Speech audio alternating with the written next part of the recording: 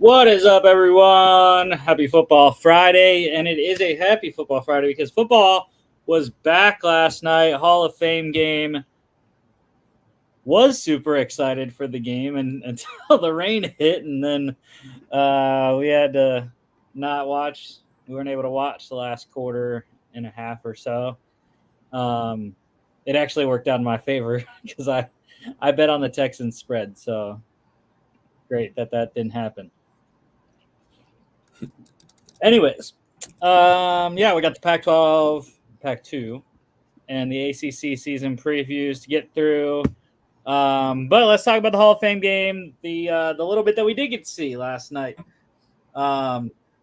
Bears technically taking the game 21-17. No starters for either team, as we pretty much figured.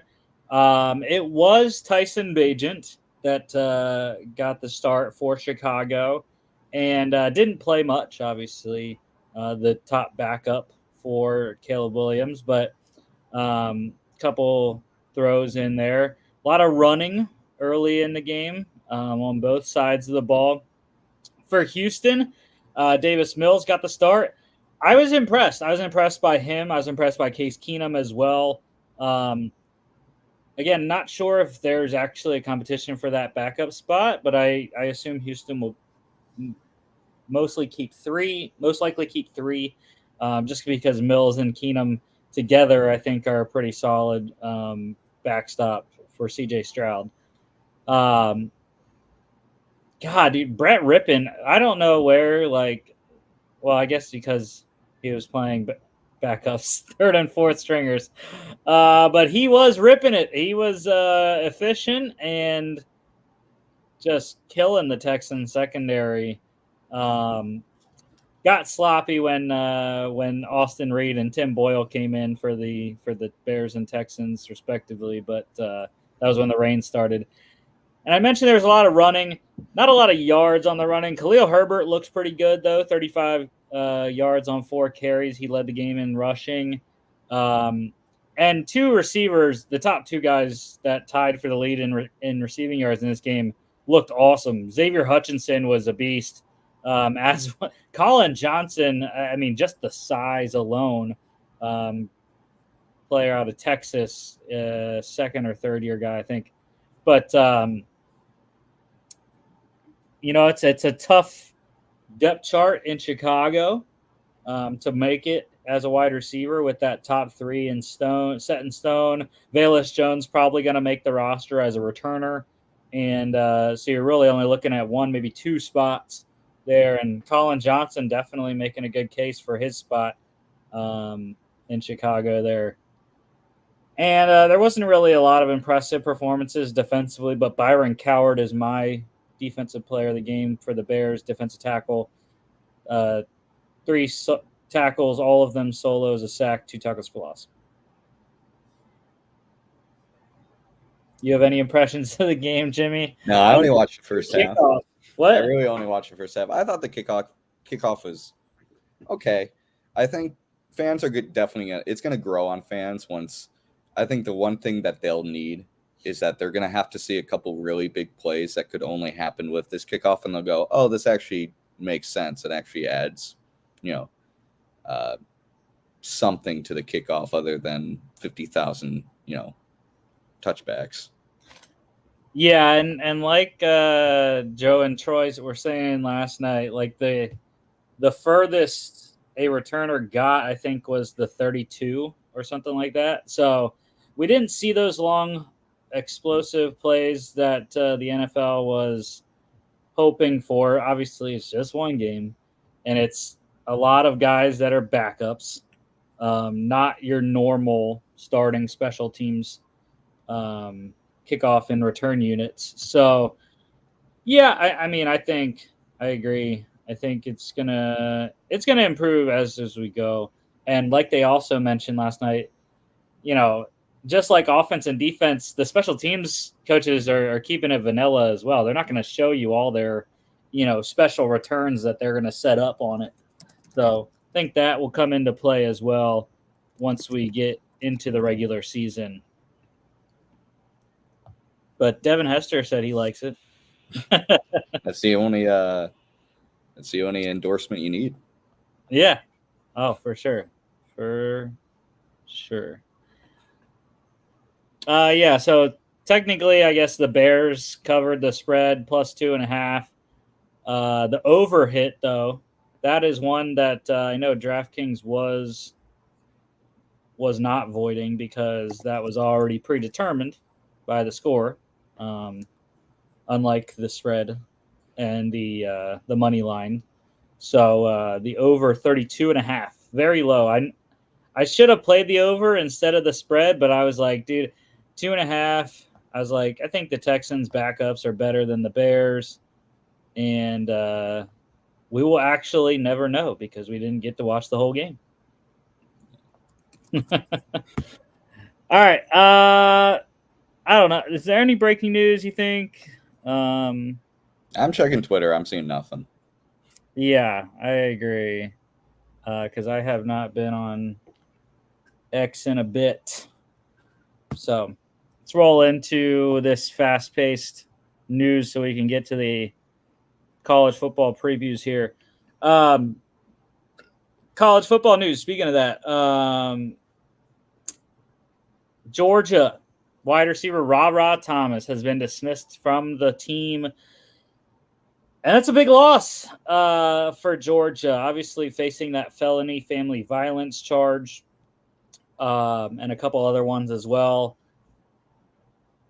And he was supposed to be probably the number one receiver this year, really, just based off the size, ability to play outside, and, his limited production last year. But it's a big loss, and I mean, they have other guys. Dom Lovett is still there. I'm very excited for Ben Urasek coming in from Stanford, the tight end. I think he's going to do very well, and I think they're gonna be all right. I think, as Georgia always is. Carson Beck's a great quarterback, so. Kentucky staying in the SEC. They have been mandated to vacate some wins from the 2021-2022 seasons. They went 17-9 during that stretch, including a bowl win. I think it was the Citrus Bowl. Due to an NCAA investigation, that found 11 players received impermissible benefits for work not performed. So, getting benefits for not playing, I guess, or whatever it was. But 8 of those 11 players competed while they were ineligible. So that's a big issue. The school is also going to go on a 2-year probation and receive a fine. So yeah, Kentucky looking like it's out a bunch of wins there for those 2 seasons. UFL news, a bunch of guys getting signed this week. The Colts, they signed Michigan Panthers defensive end Levi Bell. The Lions, they signed Michigan Panthers offensive lineman Jacob Burton. Jets signing a couple receivers, Renegades wide receiver Isaiah Winstead and Defenders wide receiver Brandon Smith. Falcons signed Stallions tight end Jordan Thomas. The Saints signed Michigan Panthers wide receiver Samson Nakua. And the Patriots, they just signed Stallions safety A.J. Thomas.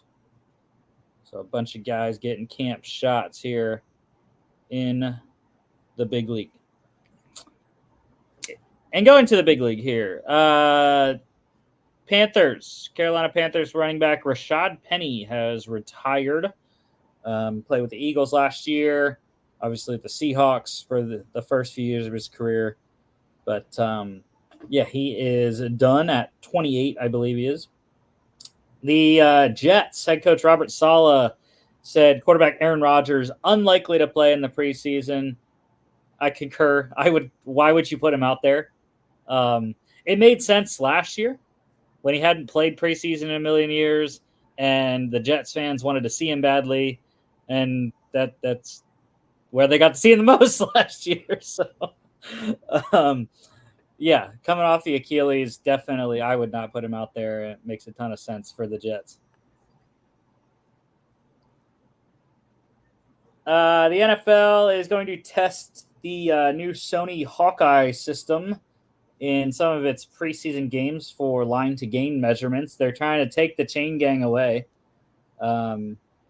which I don't think they're ever going to totally go away, because at the very least, you need the yard marker. You need the down guy. You need the down marker, because it's very difficult for a quarterback and a coach. You'd have to look up at the scoreboard every time you want to see what down and distance it is. So yeah, it's a visual tool for the people on the field. Yeah, so I agree. I like this Hawkeye system. The UFL used it, or at least some version of it. I don't know if it's the same thing, but I liked it watching the UFL with the line to gain measurement. It tells you literally down to the inch of how short you are of the line to gain. So I think it'll be good. It'll be interesting to see which games they use it on. But yeah, and Sony just got announced as an official technology partner of the NFL, so that's why they're kind of using their tech.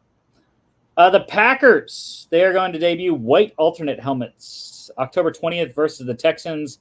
Literally, it's a 2024 thing, apparently, because literally every single team is debuting a white helmet this year.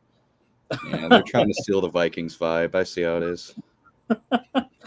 I like them. I liked the Vikings, and I liked the Packers ones. I think they are awesome. Oh, look at that.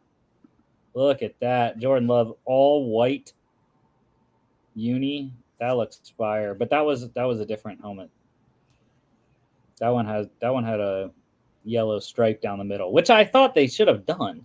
I don't know why they didn't put the yellow stripe down the middle. That's the only thing I'm critiquing about it, because they have the stripe in between the two green stripes on the sleeves and the neck a little bit, but I don't understand why they didn't put the yellow in the middle of the helmet.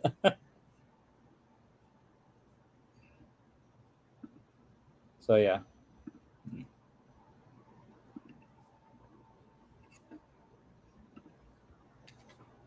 The NFL Pro Bowl games returning to Orlando this season, February 2nd, 2025. I will not see you there because the Pro Bowl games are stupid. Although they are entertaining. I do watch them. Hate that it's not an actual game anymore, but it's cool. And another running back that has retired. This is retirement number 2. Jets running back Tariq Cohen has re-retired after retiring last year with the Panthers. Tried to come back again with the Jets this year. Is out once again. Just never able to really get back to where he was at his heyday with the Bears. Pup activation. The Cowboys getting good news. Corner Trayvon Diggs coming back from his ACL was activated off the pup list.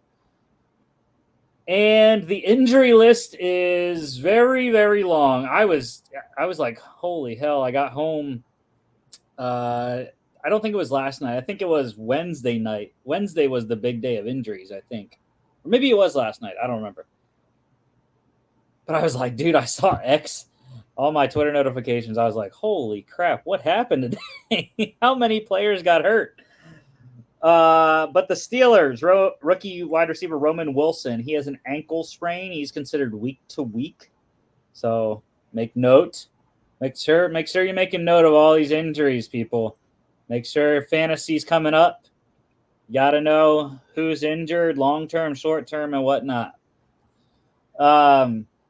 Lions defensive end John Kaminsky. He has a torn MCL. Not out for the season, though. Technically, he could be back potentially if the Lions make a playoff run.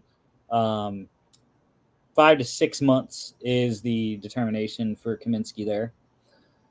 The Rams guard Jonah Jackson. He has a bruised scapula, left arm in a sling. May be able to return week 1 though. That's what the hope is. And he has extra motivation. Obviously, he wants to play his former team coming over from the Lions this offseason to LA. Your Vikings tight end Robert Tunyon, he's dealing with back spasms, so unclear when he'll return. No timetable set for him. That's not good. But it's a lot better than I expected. The guy was carted off in practice. Yeah. Like, a lot of people are like, "Oh man, how bad is this?" But if it's just back spasms and at worst it's unclear when he will return, then it's a lot better than honestly what I was expecting to hear. But my question is, who's going to play tight end for the Vikings right now? With N'Keal Harry, baby. You know who? N'Keal Harry. Oh, okay. Yeah, y'all still have Johnny Munt? Yeah, he's still there. Okay. Vikings depth chart is not tight end depth chart is not bad right now. Yeah. I mean, but I'm just saying, like, they're that's two bodies out of the way right now with Hawk still on PUP. Yeah. But we have Oliver and Munt. They're pretty all right. Yeah. Josh Oliver's considered a blocking tight end, but can catch. Did it in Baltimore. Yeah. Bad news for the Bucks. Guard Sua Opeta, who they signed this offseason from the Eagles, he has torn his ACL. He is done for the year. So depth there for Tampa in the middle. Taking a hit. Browns running back Deontay Foreman. He was immobilized after a direct hit to his head and neck. Was carted off on a backboard. Was getting some tests at the hospital. So hopefully everything goes well with Deontay. And I know they said he was moving his extremities, so that was very good to hear. That's kind of like the Viking situation, though. The Browns running back situation also not great now. I mean, they just like you were saying with the Vikings, Browns do have some guys that have played. Pierre Strong and Jerome Ford. Those are the top two guys right now, with Foreman being. I thought Foreman was going to be a key pickup for Cleveland early on in the season while they wait for Nick Chubb to come back. But hopefully he can just get back to walking again. With the spinal injuries, never something you want to see. Back to the Bucks. Edge rusher Yaya Diaby, he has a high ankle sprain, 4 to 6 weeks for him. That was best case scenario on that one. There was concerns in Tampa that it was worse than that. So we'll see when Yaya can get back on the field, if he can make it back by week 1 or not. News out in LA, Chargers quarterback Justin Herbert. He has a plantar fascia injury. He's out about 2 weeks in a walking boot, and then they're going to slowly integrate him back in from there. So that's pushing it 2 weeks, middle of August. And then, you got to, they say, I wonder how slowly that they're going to get into it, because he's got to go, Once you get in the middle of August, then you got 2 weeks to the season. It's like, So, yeah. Titans wide receiver DeAndre Hopkins, he has a knee injury. He is out 4 to 6 weeks. So big blow for Will Levis's weapons there in Tennessee. Luckily, they got Calvin Ridley this offseason, Tyler Boyd as well. So another quarterback injury. Seahawks quarterback Geno Smith, he's dealing with hip and knee issues. Nothing considered serious, though, and I know you love to hear that, Jimmy. You were bagging on Geno Smith. My guy. The last show.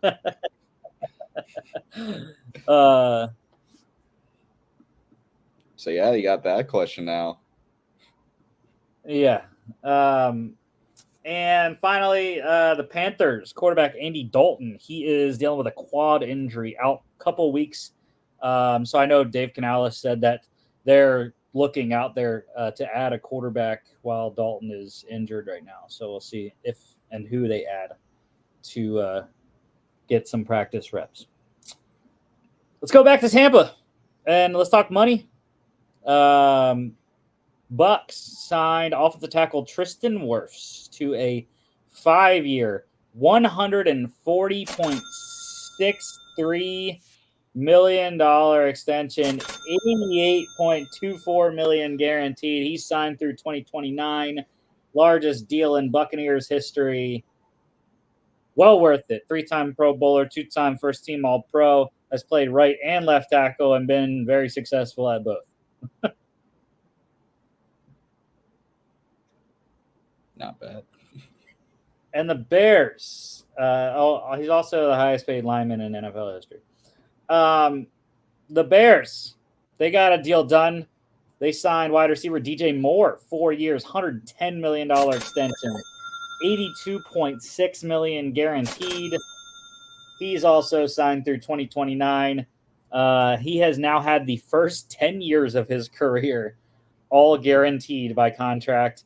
And it is just like Tristan Wirfs. He has the Bears' largest deal in their franchise's 100-plus year history. Interesting. And the Bears are set now on offense. They have key players signed up through 2027, I think, with 3 of those being on rookie deals and the 5th-year options.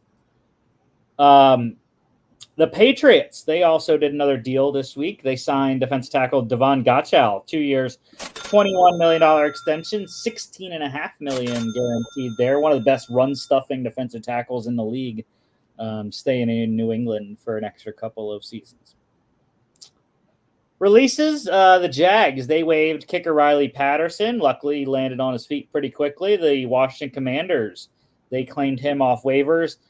Much needed in Washington with the release of Brandon McManus about a month ago, I would say, maybe a little bit longer than that. They were looking for a kicker, and the Jags giving Cam Little the job there in Jacksonville, going with the rookie over the veteran, and Patterson lands in Washington there. And signings, speaking of the Washington Commanders, they re-signed wide receiver Byron Pringle, was with them last year, former Chief as well. The Buffalo Bills, they signed Texan safety Kareem Jackson to a 1-year deal. So we'll see how much he's got left. 36 years old, still rolling around out there. The Cowboys, they signed Colts edge rusher Al-Qadim Muhammad to a 1-year deal. Makes a lot of sense. Sam Williams' ACL tear last week. They were looking at edge rushers, and Muhammad is the guy that they got. The Eagles, they signed Commanders center Nick Gates. I love this signing, man. Nick Gates, very experienced player with the Giants and the Commanders, making his NFC East tour here, stopping in Philly, and hopefully he makes the roster. I think that would be a big boost to the interior of the O-line for Philly, and give another veteran presence for Cam Jurgens to lean on there at center, with Jason Kelce technically out of the building. I hear that he is still rolling around in the NovaCare complex, but Nice. The Jets, they signed Lions tight end Anthony Ferkser. The Dolphins, they signed 49ers wide receiver Willie Snead. And Patriots signing Broncos defensive tackle Mike Purcell. And just one workout to mention, the Cowboys, when they were doing their edge rush workouts, they worked out Jets edge rusher Carl Lawson. So he's now worked out for the Cowboys and the Panthers as well, trying to find a fit this season. All right, let's get to the Pac-12 season preview. Starting off with Oregon State, they were the highest finishing team of the two last season. 8-5, 5-4 in the Pac-12 play, finished 4th in the conference. Losses. So head coach Jonathan Smith, he went to Michigan State. Quarterback DJ Oyunglele to Florida State. Quarterback Aiden Childs followed Smith to Michigan State. Running back Damian Martinez went to Miami. Running back Deshaun Fenwick to the Patriots. Wide receiver Silas Bolden to Texas. Wide receiver Anthony Gold drafted by the Colts. Wide receiver Josiah Irish, he is gone. Graduated /NFL. I wrote NFL for all the guys that I didn't see that were on an NFL team, but were not on the roster anymore because they were graduated or out of eligibility. Tight end Jack Velling, he went to Michigan State. Offensive tackle Talise Fuaga, drafted by the Saints. Defensive tackle Sione Lolohea to Florida State. Linebacker Easton Mascarenas Arnold to USC. Linebacker Calvin Hart Jr., John McCartan, Andrew Chatfield Jr., all gone. Corner Bump Cooper Jr. or Ryan Cooper Jr., he is on the Ravens. Defensive back Jermod McCoy went to Tennessee. Safety Kitano Ladapo, drafted by the Packers. Safety Akili Arnold went to USC. And kicker Atticus Sappington went to Oregon. Big exodus. Obviously, coaching change in college football. It's going to happen. They don't have a lot of key players returning. Quarterback Ben Goldbranson, wide receiver Jimmy Volson III, guard Joshua Gray, defensive back Jaden Robinson, and punter Josh Green are your key returning players there. Key additions, transfers, head coach Trent Bray replaces Jonathan Smith as the head coach. He was the defensive coordinator the last 2 years in Corvallis. They got quarterback Giovanni McCoy from Idaho. Running back Jam Griffin comes in from Ole Miss. Running back Anthony Hankerson from Colorado. Wide receiver Darius Clemens from Michigan. Offensive tackle Gerard Christian Lichtenhahn from Colorado. Offensive lineman Van Wells from Colorado as well. Defensive lineman Tyge Hill from LSU. Defensive lineman Tavita Pomee from Oregon. Linebacker Aiden Sullivan from Butte College. Linebacker Jairese Goodman from Garden City Community College. Edge rusher G.J. Wesolak from Missouri. Corner Kobe Singleton from Liberty. Corner Sai Vadrawale III from Cal. Corner Mason White from TCU. So, yeah, they got a bunch of players. Not a ton from big name or very successful programs right now anyways. But, Coach Bray's trying to – that's always the struggle in college when you get the head coach transition. It's like, all right, well, try to keep our guys, our good players, and then, what guys can we get to replace guys that we lost to the NFL graduation and the transfer portal. So into the schedule, unfortunately, I didn't get all the schedules done for the ACC, but we did get these two here. So week 1, they host Idaho State. I think they'll win that one. At San Diego State, week 2. The Aztecs, we'll see. I'm going to give Oregon State the win on that one. We'll see. At home versus Oregon. That's crazy that the Civil War is that early in the year.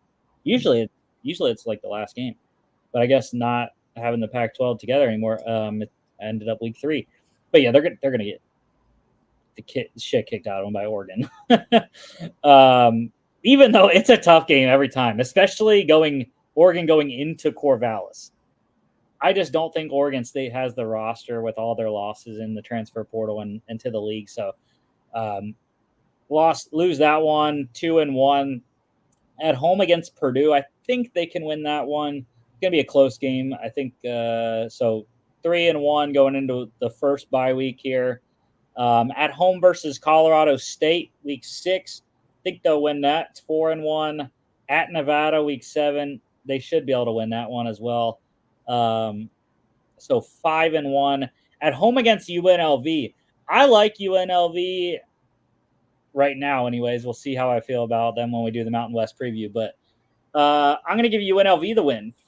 So 5-2 at Cal. I think Cal could surprise some people, even though they're in the ACC and they're going to struggle because there's so many good teams in the ACC. I do think Cal has a good roster, though. I think it's in Berkeley, so I'll give Cal the win on that one. So back-to-back losses going into the second bye of the year. 5-3 at home against San Jose State. New head coach at SJSU, so I'm going to give Oregon State the win. 6-3 at Air Force. I always like Air Force, but so I'm going to give Air Force the win. It's also in the elevation in Colorado there, so 6-4 at home against Washington State. That's the big one. Who's going to win the Pac-12? That's the game. And unfortunately for Washington State, it's going to be Oregon State, I think, anyways. So because it's in Corvallis, I'm really going with the home team. I think both teams are pretty similar, but I'm going with the home team to get to 7-4 at Boise State on Black Friday, primetime game at night on the blue turf. Oregon State ain't gonna win that one. Boise's gonna be on a Mountain West, championship. They're trying to get there, so I think BSU is gonna win that one, and that means it's a 7-5 record for me. 1-0 in conference.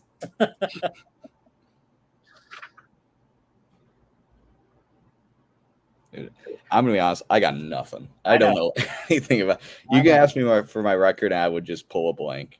So let's not do the NFL thing where I predicted because I literally have nothing. I'm just gonna go along with 7-5 with you. I know. I'm just I had to get my stuff situated. That's why I was taking a pause. But I was like, man, I hope you don't think I know a lot about this because college football, unlike NFL, I don't know how recruits do. I don't know how transfers do. I'm pretty new when it comes to knowledge of college football. You are a college football savant expert. No, don't do that. No false advertising on this show.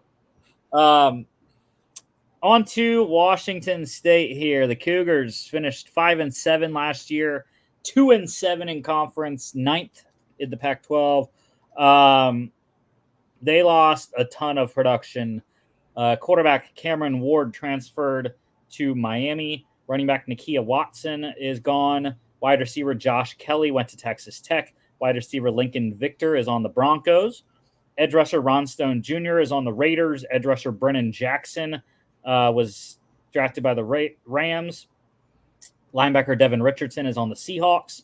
Corner Cam Lampkin is on the Rams as well. Corner Sho Smith Wade went to the Panthers in the draft. Defensive back Sam Lockett III is gone. Safety Jaden Hicks drafted by the Chiefs. But they do have a good amount of production returning, especially on the offensive side.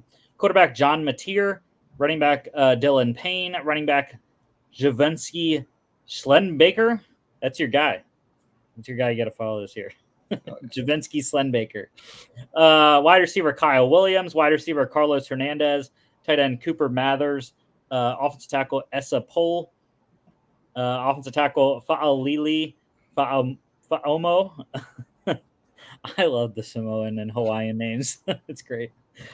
Guard Christian Hilborn. Guard Brock Dew. Center Devin Kailani. Linebacker Kyle Thornton. Defensive back Kapana Gushikin. Punter Nick Haber. And kicker Dean Janikowski. Yes. Sebastian's son is back for Washington State. Seabass.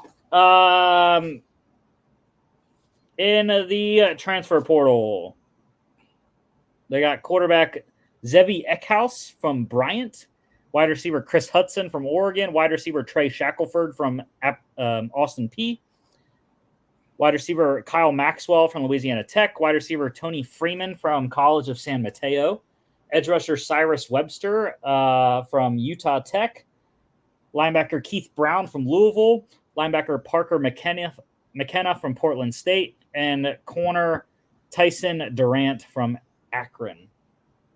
And by the way, when I'm saying all these transfers that they got, it's guys that are either listed as a starter or a primary backup on our lads' depth charts. Just so you know. Okay. So Washington State, what do we got here? They got Portland State week 1. I think they can win that one. Week 2 at home against Texas Tech. That's a tough game. I think they lose. At Washington, they're the Apple Cup. That's crazy. The Civil War and Apple Cup are going to be played on the same day, same weekend. That's crazy. But yeah, just like Oregon State, they're going to get beat up by Washington. Again, though, it's a rivalry game, so anything goes, especially early in the season. At home against San Jose State, again, new head coach there. That's on a Friday as well.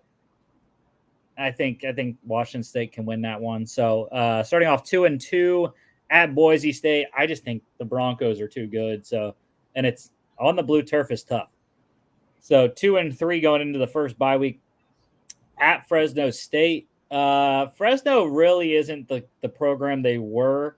So it's a tough road game, but I think Washington State squeaks one out there. So get to 500 at 3-3 at home against Hawaii. They can win that one. 4-3 at San Diego State. I'm going to give them a loss. It's a tough road trip to the Aztecs there. So 4-4 into the second bye at home against Utah State. Think they win 5-4 at New Mexico. I'm going to give our guy John Babington the win. Give the Lobos the win there. 5-5. They're teetering. They need a win in the final 2 weeks to get to a bowl. At Oregon State, I have them losing. So that means they have to win against Wyoming. And I think they do. I'm going to give it to 6-6 for Washington State. I think with what their schedule has, they can pull 6 out. Whether it's the 6 that I said or it's, a different combination, but they should be able to get 6 wins out of this schedule somehow or some way. All right. Going on to the ACC. So I got to take that down so I can see Florida State's schedule. But I'll put this up until we do that. So FSU, the reigning ACC champs, 13-1 last year, 8-0 in conference. We're pissed that they didn't go to the college football playoff. And then what happened in the bowl game again? They got absolutely annihilated 63-3 by Georgia. Of course, they didn't have anyone playing, really. So they lost a ton of talent. Quarterback Jordan Travis, drafted by the Jets. Quarterback Tate Rodemaker went to Southern Miss. Running back Trey Benson, drafted by the Cardinals. Running back Rodney Hill went to Arkansas. Wide receiver Keon Coleman, drafted by the Bills. Wide receiver Johnny Wilson, drafted by the Eagles. Tight end Jaheim Bell, drafted by the Patriots. Defensive tackle Braden Fisk, drafted by the Rams. Defensive tackle Fabian Lovett Sr. is on the Chiefs. Edge rusher Jared Verse, drafted by the Rams. Linebacker Tatum Bethune is on the 49ers. Linebacker Kalen DeLoach on the Bucks. Corner Jerrion Jones, drafted by the Jags. Corner Reynardo Green, drafted by the 49ers. And safety Akeem Dent is on the Chargers. They do have some guys returning, however. Quarterback Brock Glenn. Running back Lawrence Toafili. Running back Keziah Holmes. Wide receiver Ja'Kai Douglas. Tight end Kyle Morlock. Offensive tackle Darius Washington. Offensive tackle Jeremiah Byers. Center Maurice Smith. Defensive tackle Joshua Farmer. Edge rusher Patrick Payton, who I think is going to be a beast. He's first-round talent next year. Linebacker DJ Lundy. Defensive back Shaheem Brown. Defensive back Azariah Thomas. Defensive back Fentrell Cypress II. Punter Alex Mastromano and kicker Ryan Fitzgerald are all back. Coach Norvell hit the transfer portal pretty hard. Went out and got his replacement quarterback for Jordan Travis. DJ Uiagalelei comes over from Oregon State. Running back Roydell Williams from Alabama. Running back Jalen Lucas from Indiana. Wide receiver Malik Benson from Alabama. Guard TJ Ferguson from Alabama. Guard Richie Leonard IV from Florida. Offensive lineman Jacoby Rizzi from Harvard. Defensive lineman Sione Lolohea from Oregon State. Defensive lineman Grady Kelly from Colorado State. Edge rusher Marvin Jones Jr. from Georgia. He should pair well with Patrick Payton, I think, on that starting front four. Linebacker Cam Riley from Auburn, cornerback Earl Little Jr. from Alabama, corner Devontae Brown from Miami, and corner Omarion Cooper from Colorado. So, yeah, I think Coach Norvell did a great job of replacing players that he lost. Especially you look at the back end there, 2 corners and a safety out, 3 corners in. Earl Little, probably the biggest one there. Cooper, pretty good player from Colorado as well. I love the front 7 additions of Marvin Jones and Lolo Hea. And then Roydell Williams should be pretty good in the backfield at running back for DJU there. All right, let's get to FSU's record. All right, so at Georgia Tech, that is in Dublin. And I think FSU can beat Georgia Tech. So they win that one at home against Boston College on a Monday. They win that one as well, 2-0. They beat Memphis at home. They beat Cal at home. At SMU, that is going to be a tough test. SMU, one of the 3 new teams in the ACC this year. However, they're the best team by far, the reigning American Athletic Conference champions. But I do think FSU can win that one. So they are 3-4-5, 5-0, and then they host Clemson. So that's a big one. It's in Tallahassee though, so I think FSU can win that one. Second bye week here, they get 3. Of course, they play week 0, so you get 3 if you play week 0. They go on a 2-game road trip at Duke on a Friday night. If it was Duke last year with Riley Leonard, I would say great. I would pick Duke to win that, just because it's on a Friday night and it's weird, and it's an away game. But I think Duke isn't as good this year, so I'm gonna give FSU the win. They are still undefeated at 7-0, or at 6-0. No, 7-0. 3, 4, 5, 6. Yeah, 7-0. At Miami, I think that is where they lose. Mario Cristobal has got a good team this year. So at Miami, they lose. They do win against Mac Brown at home. So they are 8-1. At Notre Dame, I think they lose that one as well. Marcus Freeman has an awesome team at Notre Dame. They got a great transfer class this year. So 8-2 going into the last bye week. They host Charleston Southern. They win that one, and they win the Florida game as well to get to 10-2. Let me see what I have conference-wise. It's weird because I got to remember that SMU, Cal, and Stanford are all in conference now. So they go 1, 2, 3, 4, 5, 6, 7, 7-1 in conference. That should be. I would think that's good enough to get you into the ACC championship game.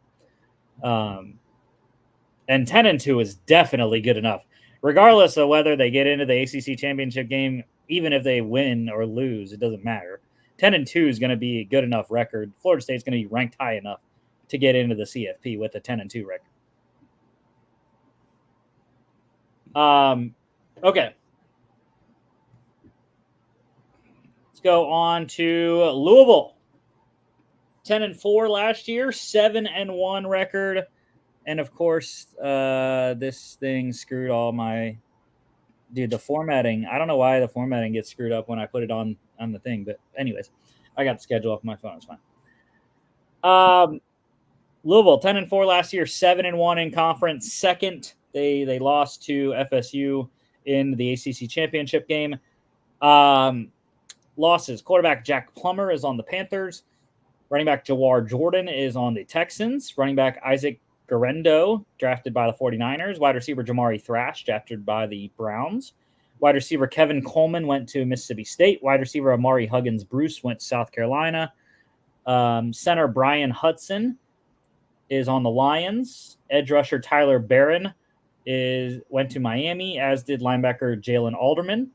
Corner Jarvis Brownlee Jr., drafted by the Titans. Corner Storm Duck is on the Dolphins.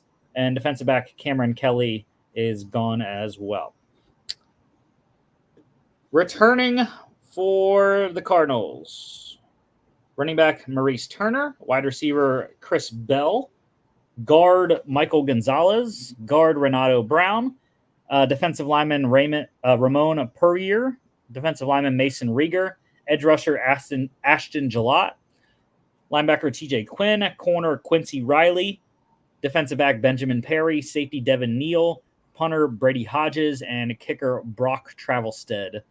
So it was, they didn't return a ton of production, but you got the script. This transfer class, Louisville went absolutely bonkers in the transfer portal. I think they probably have.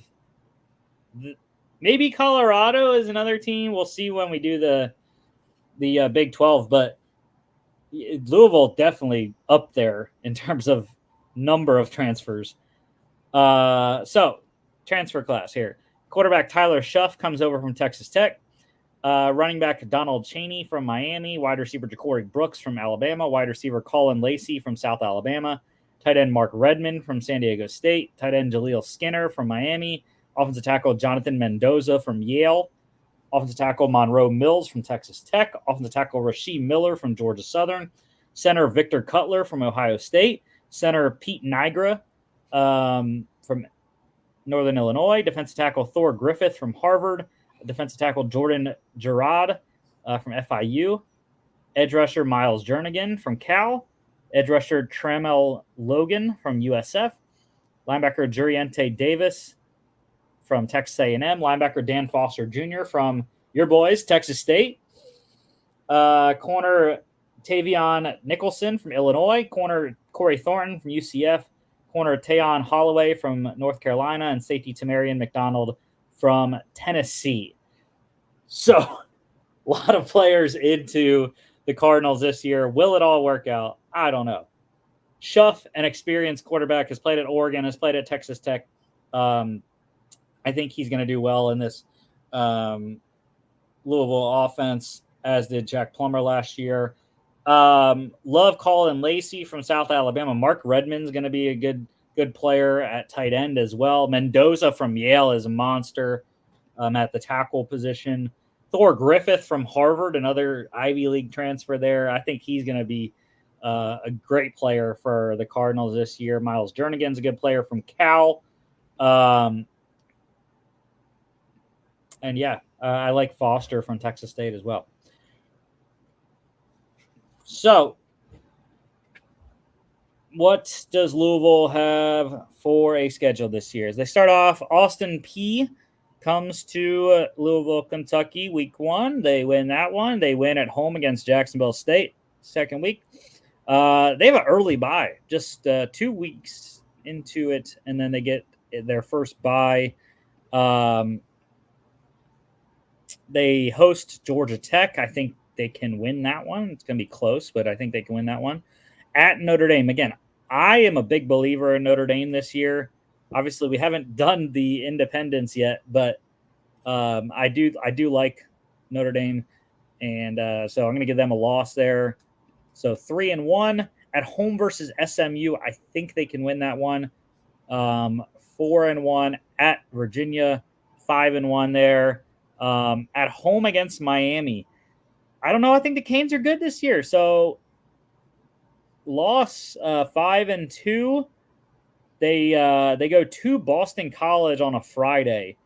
I would be very scared if I'm Louisville. That is a Friday game, and I'm not sure if it actually is, but that seems like the game that they would play, the red bandana game that Boston College has.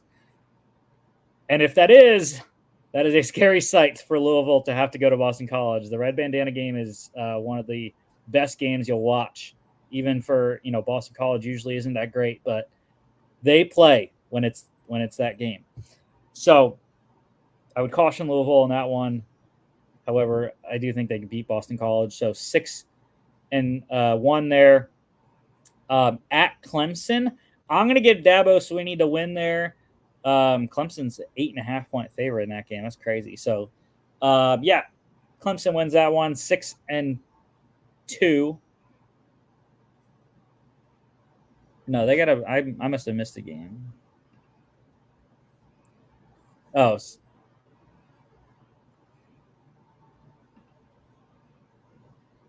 7-2. 1, 2, 3, 4, 5. No, 6-3. 6-3. And then they finally used their second bye week, week 11. In the last 3 games at Stanford, they'll win that one to get the 7-3. At home against Pitt, it's a tough one. Pat Narduzzi usually plays his team well, but I'm not. Pitt's okay, but it's in Louisville, so give me the Cardinals. 8-3, and then at Kentucky, I haven't looked too much at Kentucky yet. It's in Lexington. That's always a tough game. That's the whatever they call it, whiskey bowl or whiskey trail something. But it's a flex game, so we don't know if it's 3:30, 4:30, or 6 to 8 p.m. start. It's at Kentucky, so I'm gonna give them a loss. 8-4. And in conference, they get 1, 2, 3, 3-1, 4-1, 4-2, 5-2, 6-2. So that gives them a shot. 8-4 record, not great, but 6-2 in conference, that puts you up there, and it's you got a shot at the conference championship with only 2 losses. However, they are to Miami and Clemson, which I think those 2 are going to be in the picture for the conference championship game, unfortunately for Louisville. All right, let's go to Wolfpack. NC State here. Losses. Quarterback Brennan Armstrong is gone. Quarterback MJ Morris transferred to Maryland. Wide receiver Keon Lassane is gone, as is wide receiver Bradley Rosner. Wide receiver Terrell Timmons Jr. went to Colorado. Tight end Trent Penix is on the Colts. Center Dylan McMahon drafted by the Eagles. Edge rusher Savion Jackson is on the Chargers. Linebacker Peyton Wilson drafted by the Steelers. Linebacker Jalen Scott is gone. And kicker Braden Narvison is on the Titans right now. So, big loss. Peyton Wilson obviously is a massive loss in the middle of the Wolfpack defense. But returning, running back Kendrick Raphael, wide receiver Kevin Concepcion. He is a monster, and I think he's going to have a great year. Wide receiver Dakari Collins, offensive tackle Anthony Belton, guard Anthony Carter Jr., guard Timothy McKay, edge rusher Davin Van. He's also another one to watch for the NFL. Edge rusher Red Hibbler, linebacker Sean Brown, linebacker Caden Fordham, corner Aiden White, safety Devin Boykin, punter Caden Noonkester, and kicker Kanoa Vincent. Another big transfer team here. Quarterback Grayson McCall comes in from Coastal Carolina. Quarterback CJ Bailey is a freshman that they got. Running back Jordan Waters in from Duke. Running back Hollywood Smothers from Oklahoma. Wide receiver Noah Rogers from Ohio State. Wide receiver Wesley Grimes from Wake Forest. Wide receiver Terrell Anderson. And wide receiver Jonathan Taylor, 2 key freshmen they got. Tight end Dante Daniels in from Butler Community College. Center Zeke Carell from Notre Dame. Defensive tackle Chaz Wallace from Colorado. Linebacker Wyatt Wright from Mississippi Gulf Coast Community College. Corner Corey Coley Jr. from Maryland. corner Devin Marshall from Villanova, corner Jihad Carter from Ohio State, corner Tamarcus Cooley from Maryland, safety Donovan Kaufman from Auburn, and safety KJ Martin from Akron. I love Grayson McCall. Loved him at Coastal Carolina. I think he's going to be a monster. They have some weapons. Kevin Concepcion is a great wide receiver. Jordan Waters had a good year at Duke last year. Dakari Collins is also good. The offensive line should be pretty solid. And we'll see if the defense can do it without Peyton Wilson. But I think they got a great secondary transfer class. So let's see what I got for the record in the Wolfpack here. Their schedule is decent. They host Western Carolina on a Thursday to start the year out. They'll win that one. They play in the Dukes Mayo Classic. They host Tennessee. That's a very tough game, but I think Tennessee can do it. They're the better team. It's going to be a good one, but in Raleigh. But I think Tennessee gets the win there. At home against Louisiana Tech, they win. At Clemson. Again, it's at Clemson, so I'm going to give the Tigers the win. I think NC State's going to give them a game, though. So 2-2 to start. Not great. At home against Northern Illinois, they win. They win at home against Wake Forest. They win at home against Syracuse as well. So 3 straight wins. They get to 5-2. Looking good. They go to Cal. That's a long trip. Raleigh to Berkeley. And I'm going to give Cal a sneaky win. I think they're going to be sneaky this year, like I said. We'll see, though. They got some good pieces at Cal. Just because of the travel, though, that's tough. Going, back 3 time zones. They have a bye after Cal, so they're 5-3, and they win at home against Stanford to get to 6-3. They win at home against Duke, big game there, to get to 7-3. At Georgia Tech, it's on a Thursday night.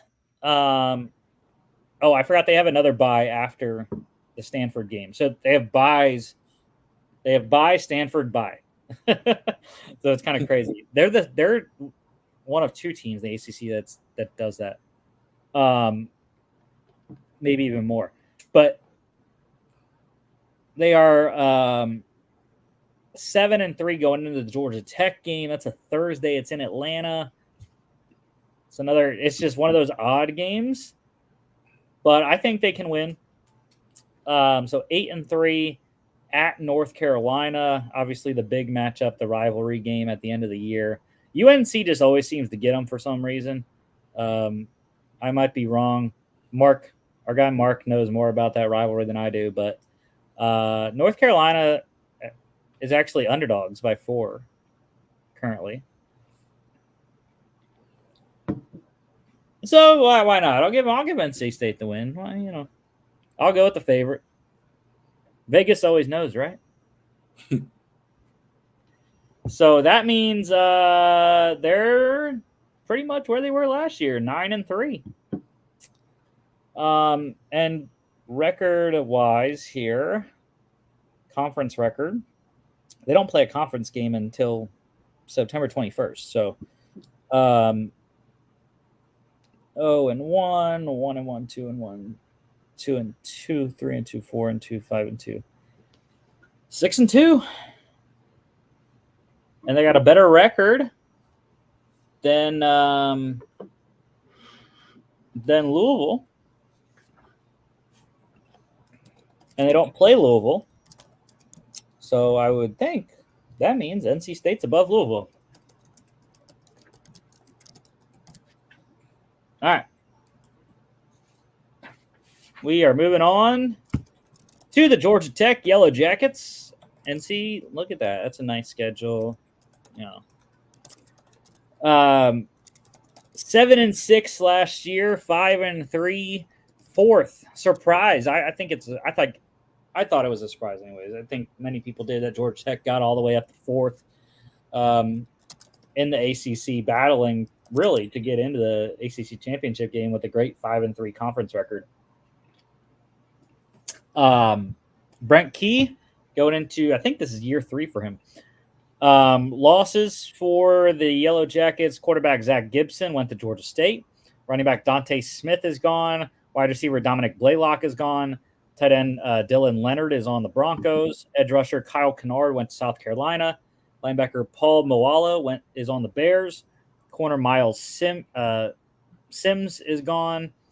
Defensive back Jalen King is gone. Defensive back KJ Wallace went to UCLA. So not a ton of exodus for Georgia Tech. They have a bunch of returning players.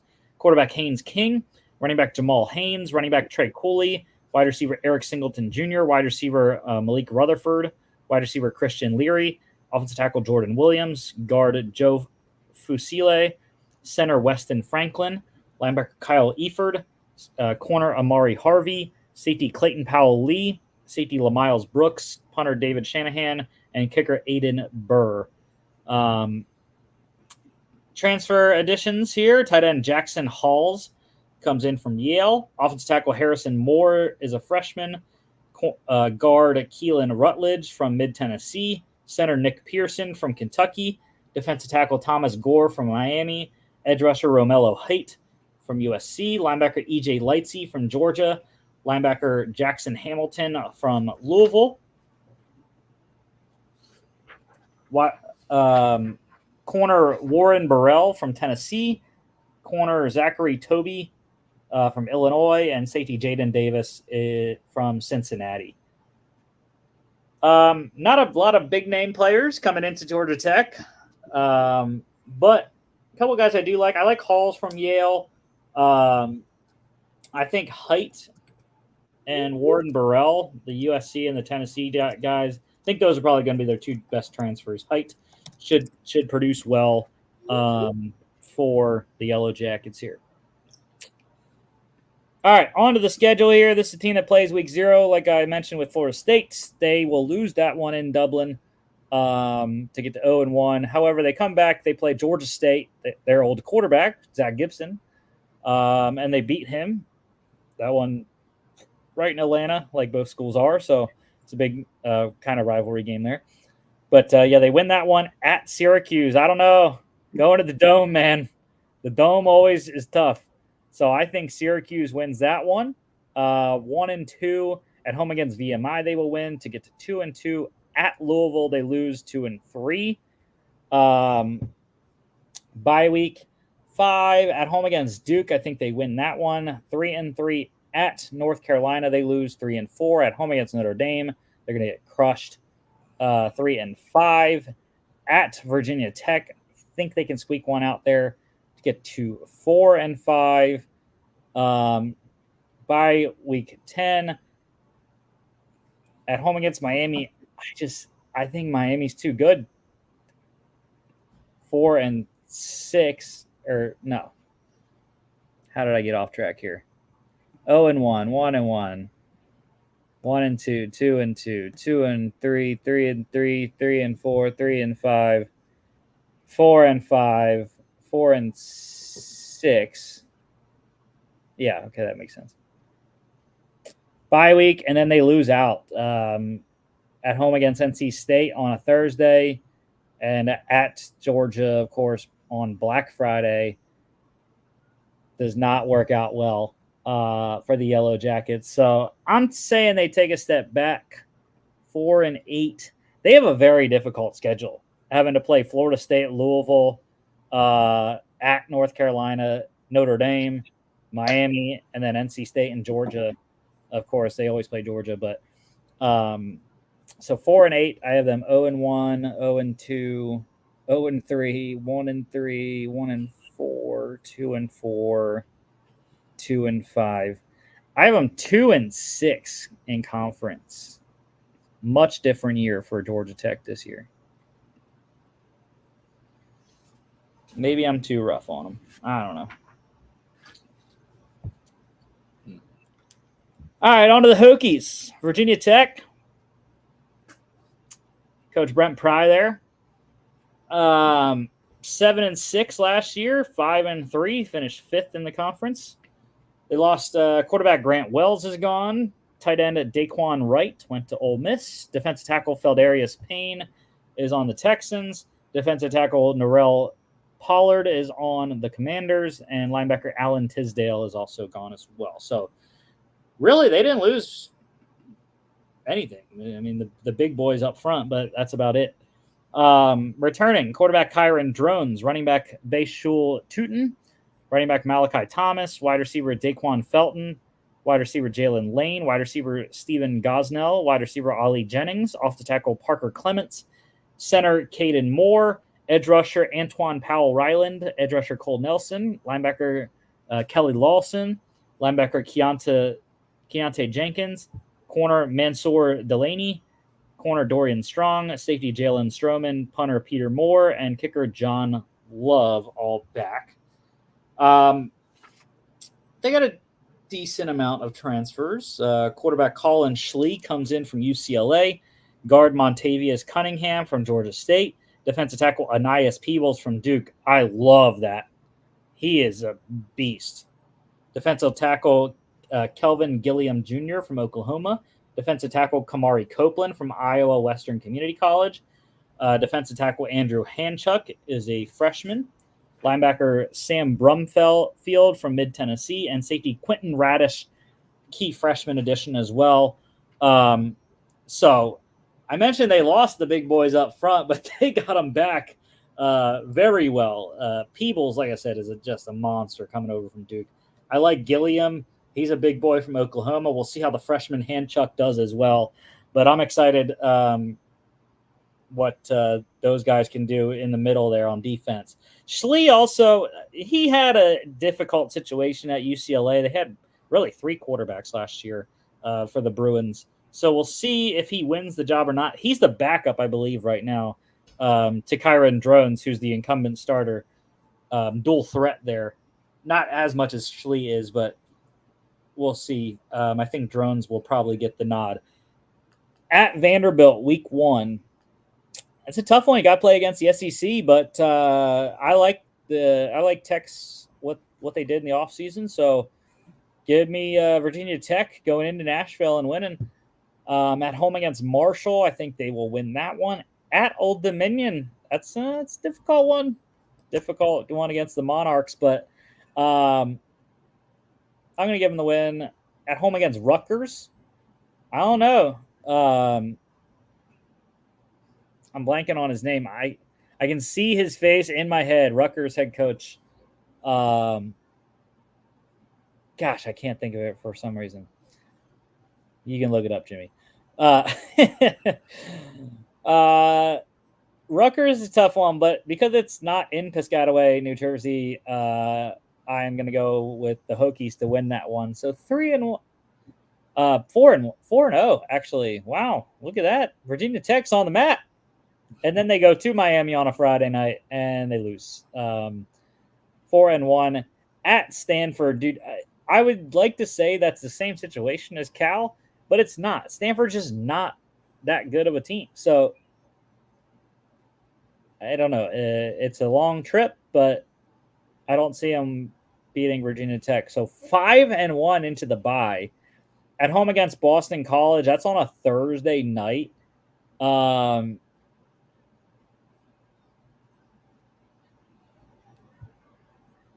It's a trap game, Thursday night game.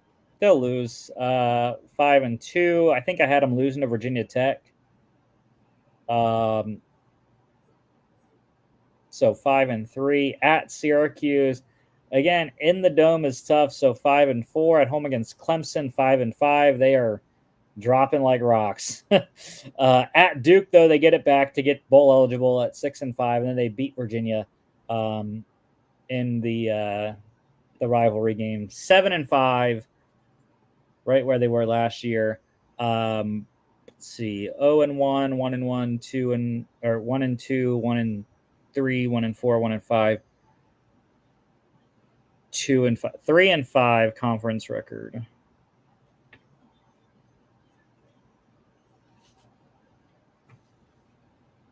Rolling along, let's get to Clemson. Will the Fighting Dabo Sweeneys respond this year? I Dabo was complaining because the people were complaining. They had a 9-4 record last year, and people were complaining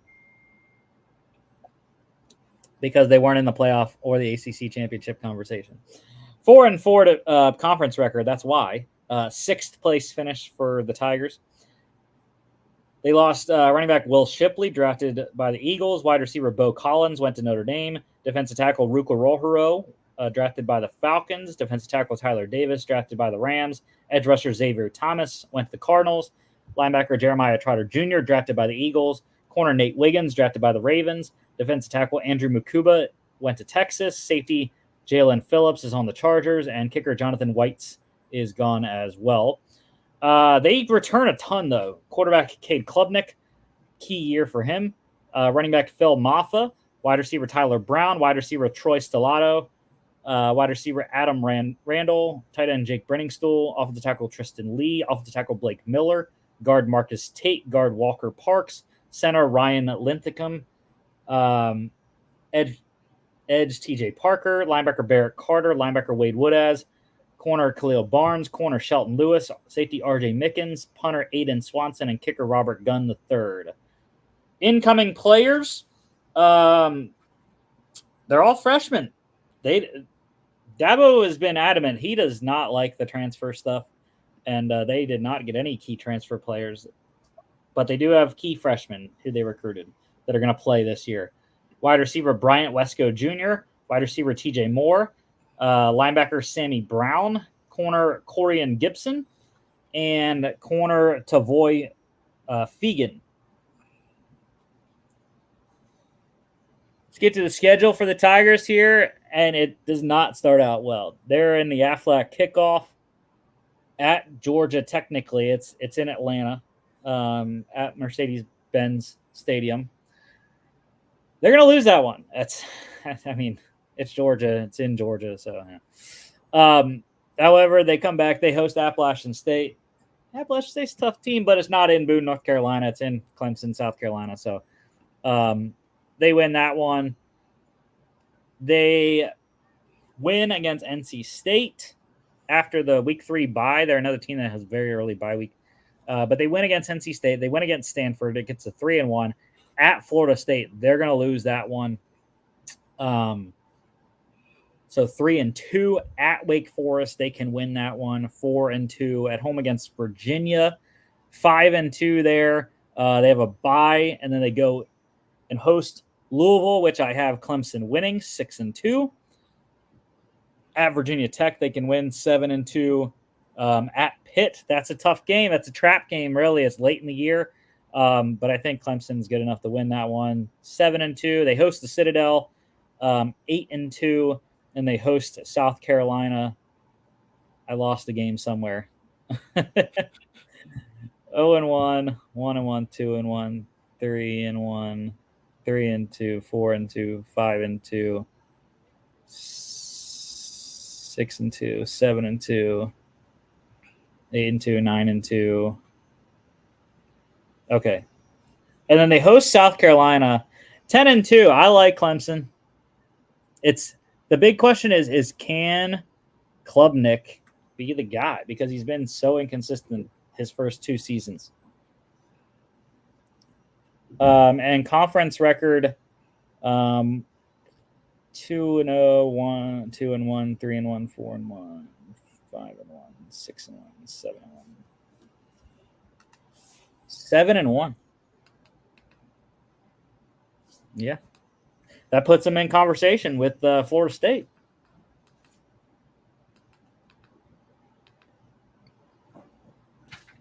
Okay. Let's go on to the not the Blue Devils. The Duke Devils. The Duke Blue Devils. This is a team that has some turnover. They have a coaching turnover as well. So they lost a ton in the transfer portal. Like we saw with Oregon State, the coaching change, transfer portal kills you. Quarterback Riley Leonard went to Notre Dame. Running back Jordan Waters to NC State. Wide receiver Jalen Calhoun is on the Lions. Center Graham Barton, drafted by the Bucks. Center Jacob Monk, drafted by the Packers. Defensive tackle Dwayne Carter, drafted by the Bills. Defensive tackle Anias Peebles went to Virginia Tech. Defensive lineman R.J. Oben went to Notre Dame. Defensive lineman Dorian Mousey Jr. went to Auburn. Corner Miles Jones is on the Jets. Safety Jeremiah Lewis is gone. Safety Al Blades Jr. also on the Jets.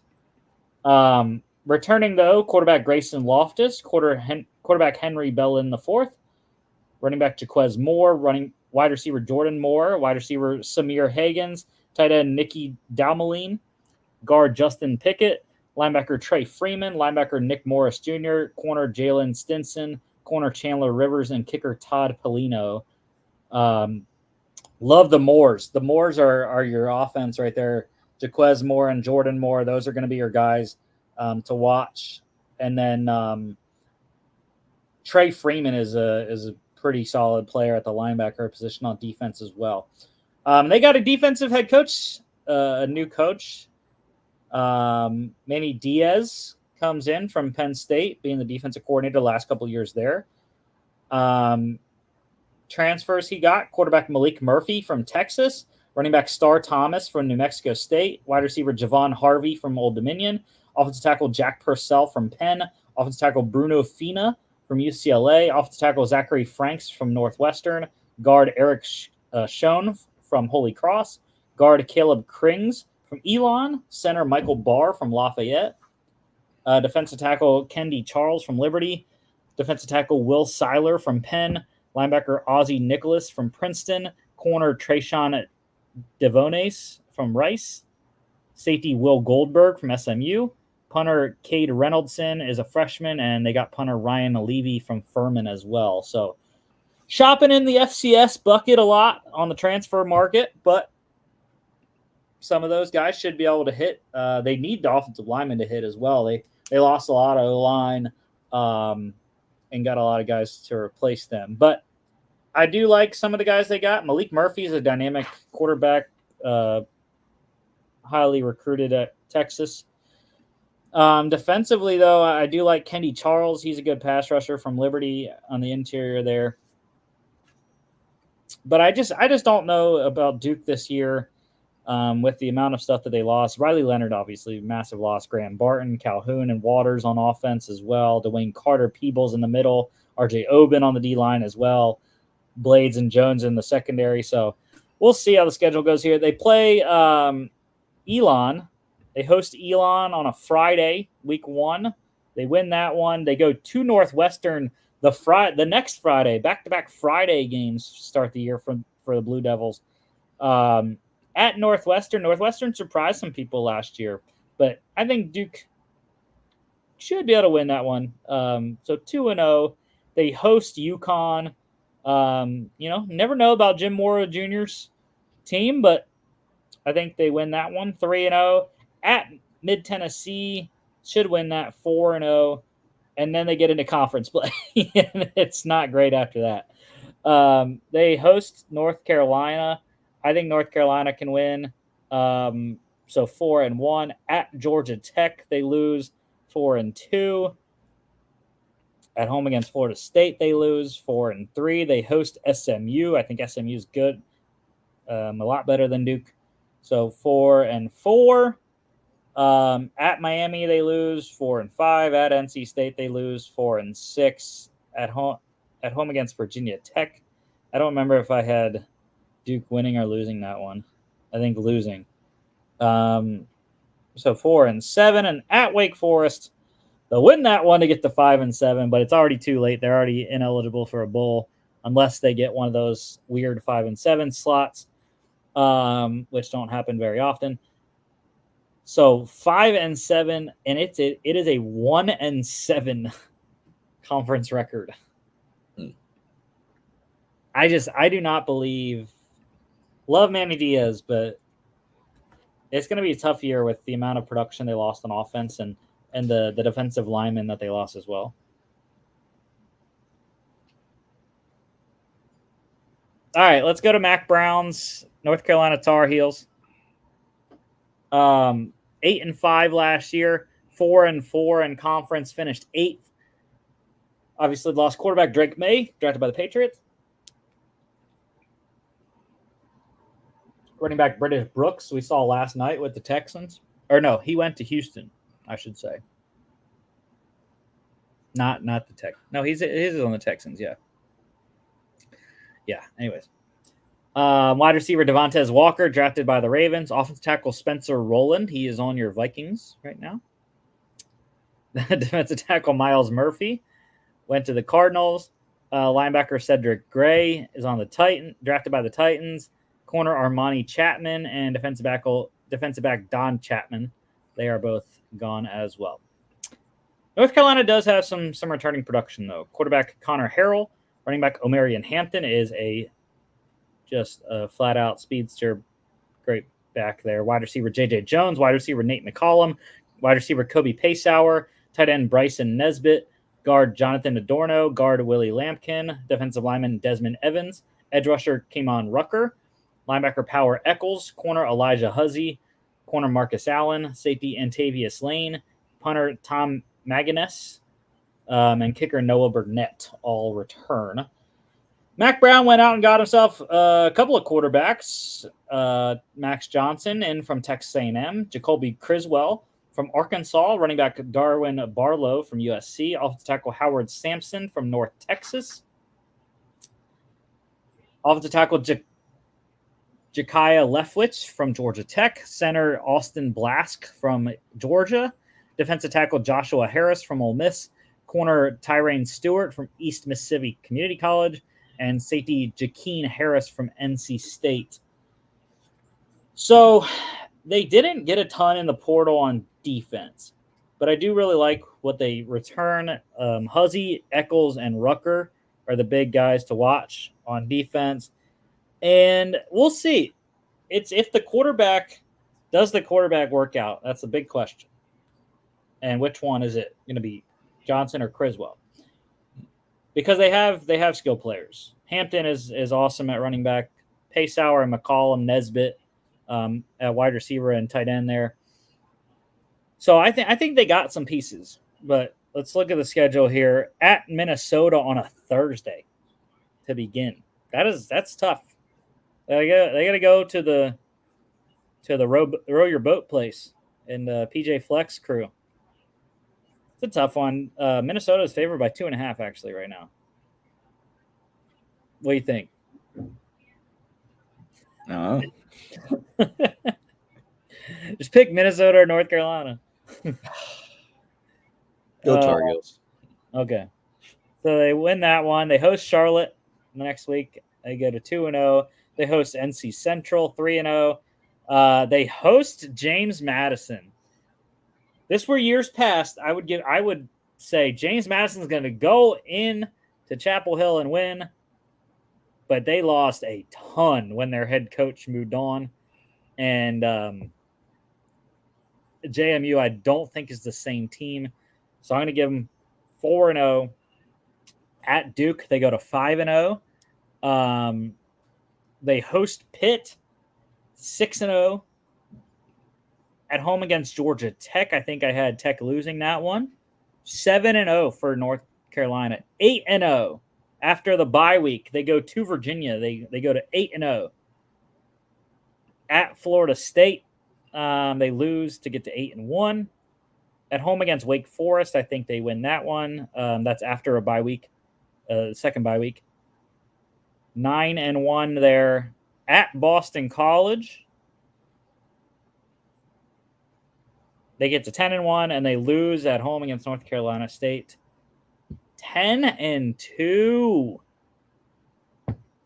Mac Brown's back, baby. And that is, I think I only had two. So 6-2 conference record.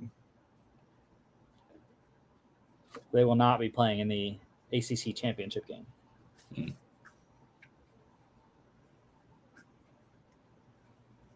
All right, let's get to a team that I like this year as well. Miami Hurricanes. It did not work well last year with Mario Cristobal. 7-6, 3-5, ninth place finish. Quarterback Tyler Van Dyke went to Wisconsin. Quarterback Ja'Cory Brown went to UCF. Running back Henry Parrish Jr. went to Ole Miss. Running back Donald Chaney went to Louisville. Wide receiver Colby Young to Georgia. Wide receiver Brashard Smith went to SMU. Guard Javian Cohen is on the Browns. Center Matt Lee, drafted by the Bengals. Defensive tackle Leonard Taylor III is on the Jets. Linebacker Corey Flagg went to Missouri. Corner Corey Couch is on the Bills. Defensive back Jaden Davis is on the Cardinals. Safety Cameron Kinchins, drafted by the Rams. Safety James Williams, drafted by the Titans. So a lot of guys lost on both sides of the ball. Taylor is the big guy on defense, along with Kinchins and Williams in the back end. But Lee and Cohen on the O-line, I think, are big. Van Dyke at quarterback, obviously, injuries last year, and some of the skill players. But returning for the Hurricanes, quarterback Emory Williams. Running back Mark Fletcher Jr., wide receiver Xavier Restrepo, wide receiver Jacoby George, wide receiver Isaiah Horton, offensive tackle Jalen Rivers, guard Inez Cooper, edge rusher Ruben Bain Jr., linebacker Francisco Mauigoa, corner Daryl Porter Jr., and kicker Andres Borregales. Restrepo is a monster. I think he's going to be a great player in the league as a slot receiver. Mauigoa, also very good at linebacker, and Borregales, one of the best kickers in the country. Transfer portal, they did a ton of work. Did Cristobal's crew there. Most important position, quarterback, they got Cam Ward, Washington State. That's one of the main reasons I believe in the Hurricanes this year. Running back Damian Martinez from Oregon State, also a very good player. Wide receiver Samuel Brown comes in from Houston. They got freshman wide receiver Nye Carr. Offensive tackle Markel Bell from Holmes Community College. Center Zach Carpenter from Indiana. Defensive tackle C.J. Clark from NC State. Defensive tackle Simeon Barrow Jr. from Michigan State. Defensive tackle Marley Cook from Mid-Tennessee. Edge rusher Tyler Barron from Louisville. Edge rusher Elijah Alston from Marshall. Linebacker Jalen Alderman from Louisville. Corner Michael Powell from Washington. Corner Zaquan Patterson is a key freshman. And safety Isaiah Taylor from Arizona. So excellent transfer class for Cristobal and crew. Let's see what I got on the schedule here. They are in the swamp at Florida week 1. I like them to win that game. They host Florida A&M week 2. They go to 2-0. They host Ball State 3-0. At South Florida 4-0. They host Virginia Tech on a Friday. 5-0 at Cal. I think they're good enough to go to Berkeley and win. So 6-0. They have a bye week, and then they go to Louisville.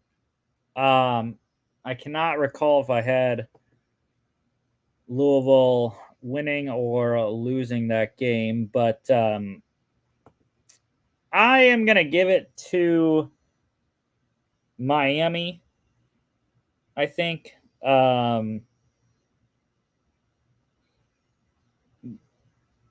Yeah. Let's give it to Miami. So that is 7-0. They host Florida State. I am giving Florida State the win there. 7-1. Host Duke. They win that one to get to 8-1. They go to Georgia Tech and win 9-1. 10-1 after they have a bye and then host Wake Forest. And then they get upset. They are going at 10-1. 10-2, though, they get upset in the Carrier Dome by Syracuse. And by that is what loses them a shot at the ACC title game. 10-2, 6-2 conference record. I do really like the Hurricanes this year, though. Next team up is Boston College, the Eagles. It's always a tough year for them mostly, but they got a lot of returning production. Losses, quarterback Emmett Moorhead went to Old Dominion. Running back Patrick Garwo III went to Nevada. Wide receiver Joseph Griffin Jr. went to Wisconsin. Wide receiver Ryan O'Keefe medically retired. Wide receiver Jaden Williams went to Texas State. Guard Christian Mahogany drafted by the Lions. Edge rusher Sheeta Sela went to Purdue. Linebacker Vinny DePalma, he is on the Patriots coaching staff now. Corner Elijah Jones, drafted by the Cardinals, and defensive back John Pupil is gone as well. Returning, a lot of players. Quarterback Thomas Castellanos, running back Kai Robichaux, running back Alex Broom, wide receiver Lewis Bond, wide receiver Dino Tomlin, offensive tackle Logan Taylor, offensive tackle Ozzie Trapilo, guard Jack Conley, guard Dwayne Ullick, center Drew Kendall, defensive tackle Cam Horsley, edge rusher Donovan Ezeruaku, edge rusher Nato Okpala, linebacker Cam Arnold, punter Sam Candati, and kicker Liam Connor, all back for the Eagles. Transfers in, they got a new head coach. It is Bill O'Brien. He was the Patriots offensive coordinator last year. So he returns to college football for Boston College after they lost Jeff Hafley to the Packers, defensive coordinator position. Quarterback Grayson James, they got from FIU. Running back Trayshawn Ward, excellent addition from Kansas State. Wide receiver Duran Bradley from Texas Tech. Wide receiver Jaden McGowan from Vanderbilt. Tight end Kamari Morales from North Carolina. Defensive tackle Sedarius McConnell from Illinois. Corner Bryquise Brown from Georgia State. Corner Ryan Turner from Ohio State. And safety Cameron Martinez from Ohio State as well. So I do like their additions, especially Ward and the running back and the receiver. All the skill position guys that they got. Not too familiar with the defensive players, but Castellanos showed well in the bowl game last year. They won that one to get 7-6. Dual threat quarterback, but they have a very difficult schedule, especially early on. They are at Florida State on a Monday, week 1, the last game of the first week of college football, I believe. 21.5-point underdogs. They are going to lose that game. They come back week 2. They host Duquesne. They win that one to get to 1-1. They go to Missouri. Missouri's a very good team. They're going to lose to get to 1-2. They host Michigan State. I think they can beat Michigan State. Michigan State got a lot of players. Jonathan Smith's a great head coach. But early on in the season, we'll see if they're ready or not. It's not that early, November or September 21st, week 4. But I'm going to give Boston College a win, 2-2 there. They host Western Kentucky. I think they win that one, 3-2. At Virginia, 4-2. They have a bye week, and then it's at Virginia Tech on a Thursday night. They lose that to get to 4-3. Friday night game against Louisville, 4-4. Bye week, and then they host Syracuse. Think they win that, 5-4. At SMU, they lose 5-5. They host North Carolina, 5-6. However, they do beat Pitt to get to 6-6 because it's in Boston College.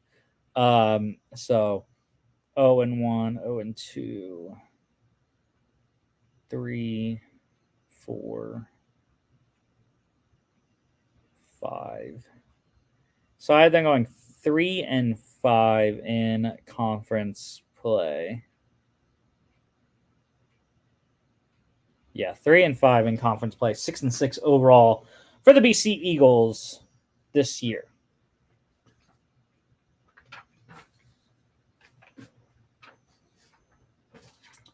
All right, on to the Syracuse Orange.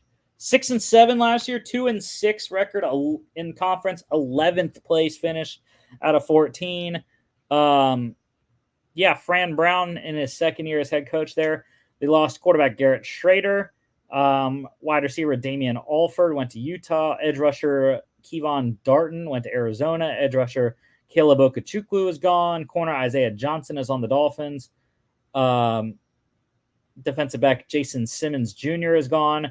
And defensive back Jeremiah Wilson went to Houston.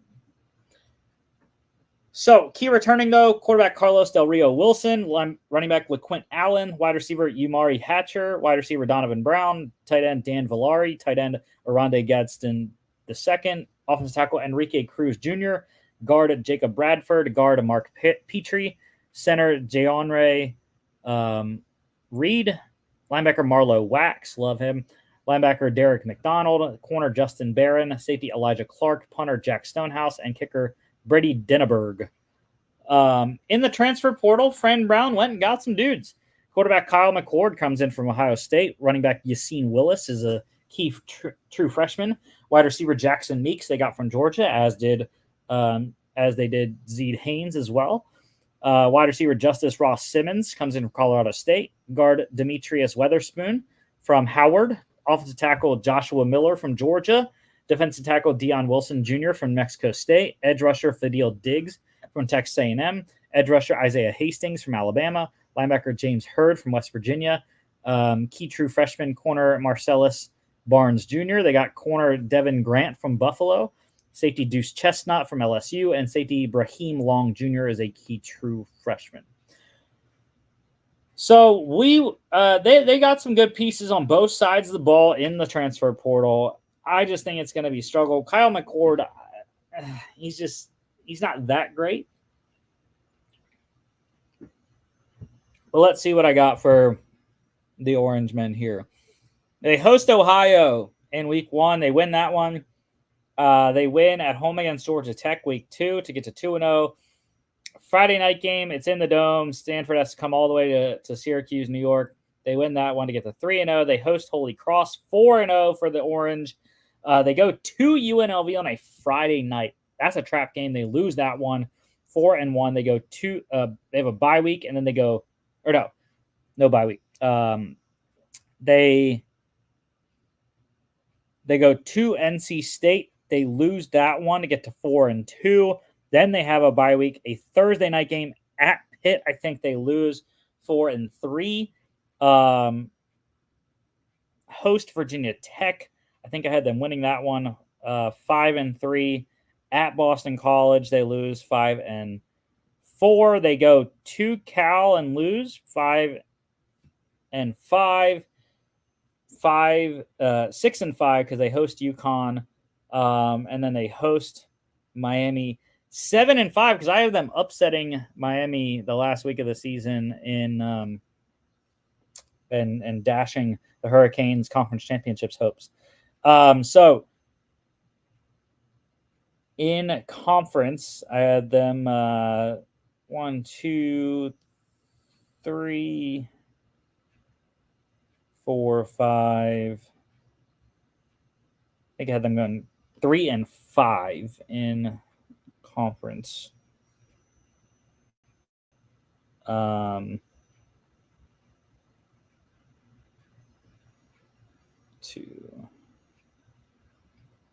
Yeah, 3-5. But somehow they should have 6. Somehow they should have 6 losses, though, I think, because 1-0, 2-0, 3-0, 4-0, 4-1, 4-2, 4-3, 5-3, 5-4, 5-5, 6-5, 7-5. Yeah, so they actually had they had 1, 2,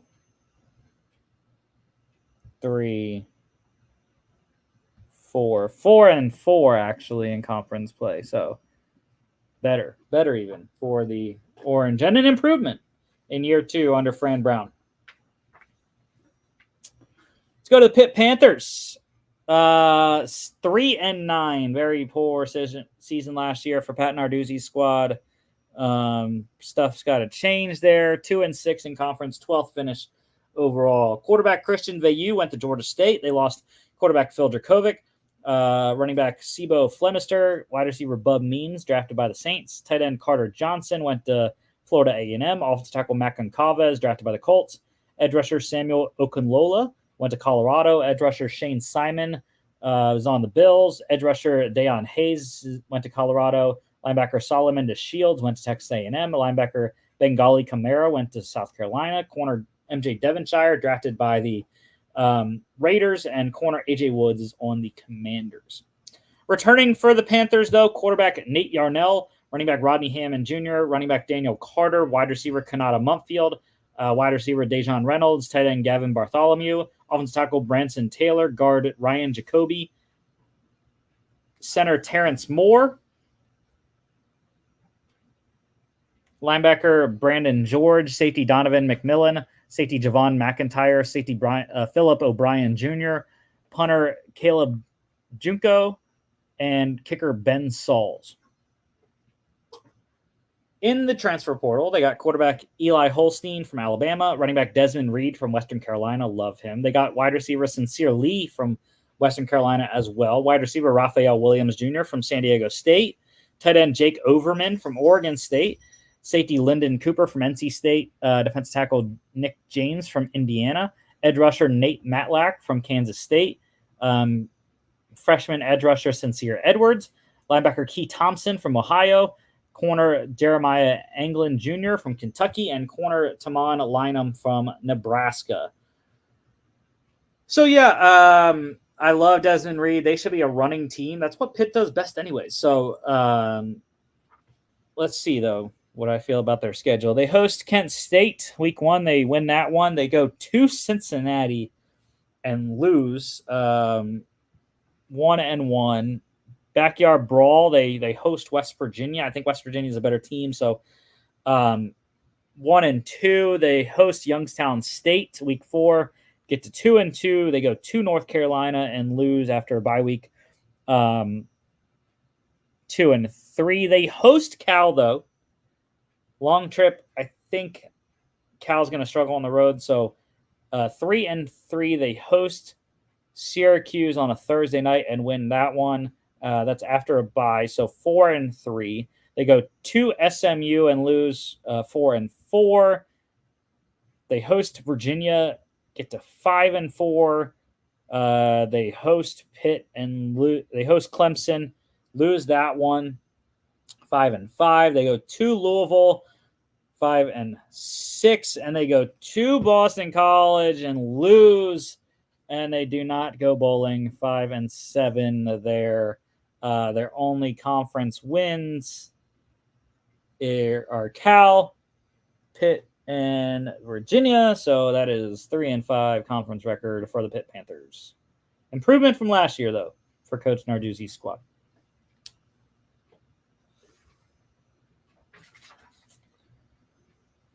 On to the Virginia Cavaliers. 3-9 last year, 2-6 conference, finished second to last, 13th place. Running back Paris Jones and running back Mike Hollins, they both retired. Were involved in that horrific shooting on campus last year. Wide receiver Malik Washington, drafted by the Dolphins. Safety Cohen King and corner Tavon Kyle are both gone as well. Returning for UVA, quarterback Anthony Calandria, quarterback Tony Muskett, running back Kobe Pace, wide receiver Malachi Fields, tight end Sackett Wood Jr., offensive tackle Mikhail Boley, guard Noah Josie, center Brian Stevens, edge rusher Cam Butler, edge rusher Ben Smiley III, linebacker James Jackson, linebacker Cam Robinson, corner Dre Walker, safety Jonas Sanker, punter Daniel Sparks, and kicker Will Bettridge. In the portal, they got wide receiver Chris Tyree from Notre Dame, wide receiver Andre Green Jr. from North Carolina, wide receiver Trell Harris from Kent State, tight end Sage Ennis from Clemson, tight end Tyler Neville from Harvard, offensive tackle Ethan Sipe from Dartmouth, corner Kempton Shine from Eastern Michigan, corner Corey Thomas Jr. from Akron, freshman corner Ethan Minter, and corner Jam Jackson from Robert Morris. I just do not believe in this this Virginia team. The quarterback position is concerns me. Pace is a decent running back, but I just don't know about Virginia. They've been down for so long, and the schedule doesn't help. At home against Richmond, I think they can win that one to get the 1-0. At Wake Forest, they lose, though, 1-1. They host Maryland and lose to get to 1-2. They go to Coastal Carolina. I'm going to give them a sneak out win there. That's tough on the teal turf, but 2-2. They host Boston College and lose, get to 2-3. They host Louisville, 2-4. At Clemson, 2-5. Hosting North Carolina, 2-6. They go to Pitt after a bye week, 2-7. They go to Notre Dame, 2-8. They host SMU, 2-9. They go to Virginia Tech in the rivalry game.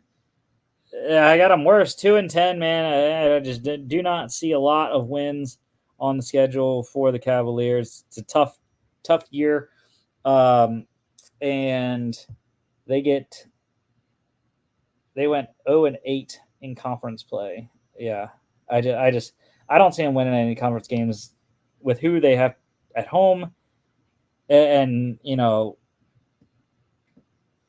they have to go on the road for some very difficult games. Notre Dame, Virginia Tech, Clemson. So, yeah. Rough year for Virginia.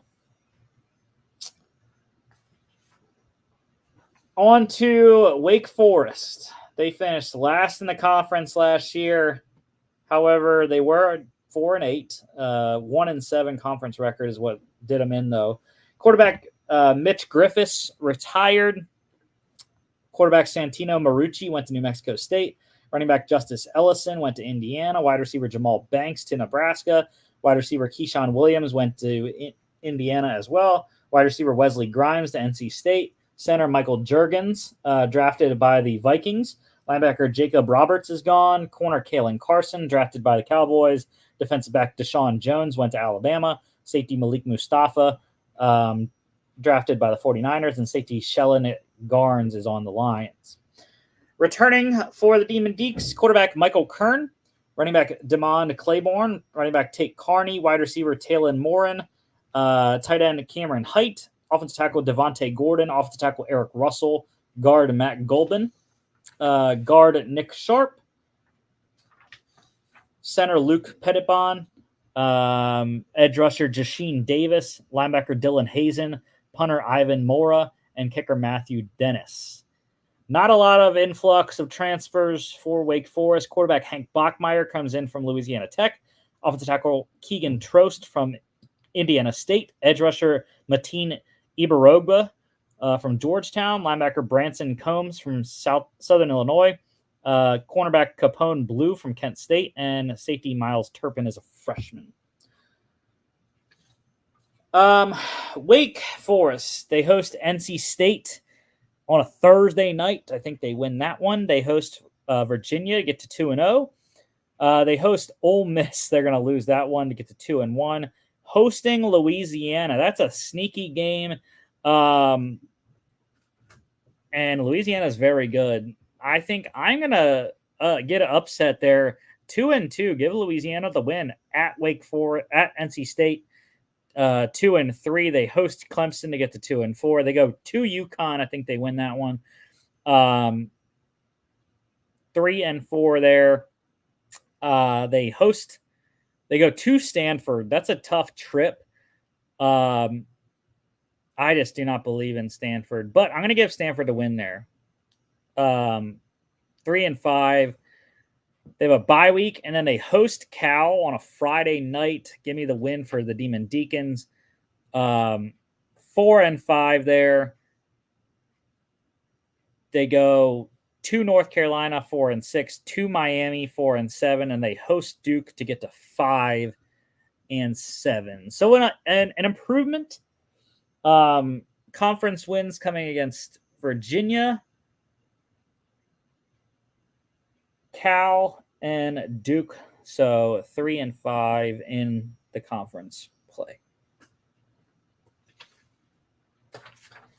Let's get to a newcomer.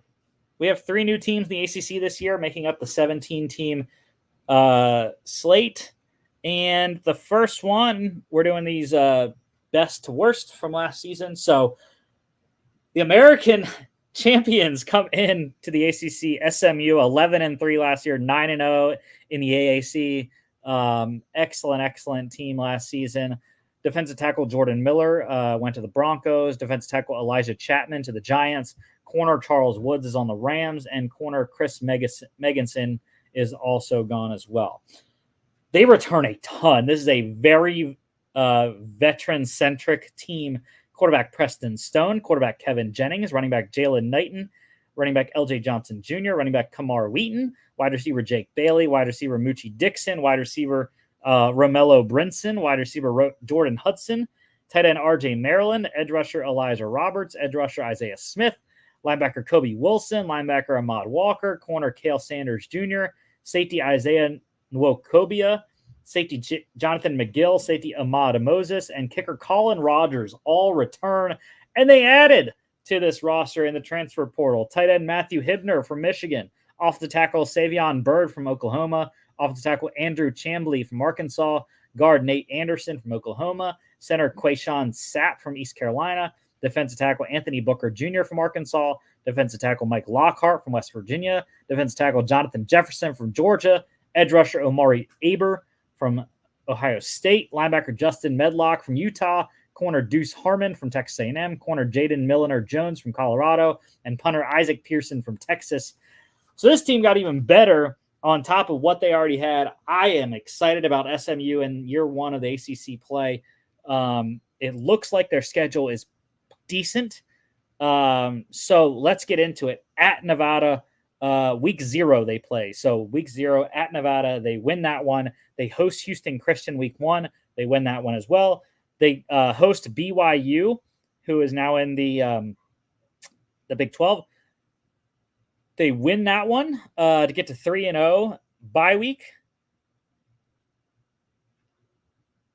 And then they host TCU. That's going to be a tough game, but I think they can win that one 4-0 for SMU. And then they host Florida State. That's the big one. They're going to lose that one 4-0. And then they go to Louisville. I think they also lose that one 4-2. They have a bye week, and then they go to Stanford to get to 5-2. At Duke, 6-2. They host Pitt to get to 7-2. They have their third bye week there after the Pitt game. Hosting Boston College, 7-2. At Virginia, 8-2, and then they host Cal 9-2. I think I missed a game. It's 10-2 because I only had them losing to Florida State and Louisville. So excellent season for the SMU Mustangs in year one of the ACC. 10-2. Unfortunately, they're going to be 6-2 in conference play and not be in the ACC championship game.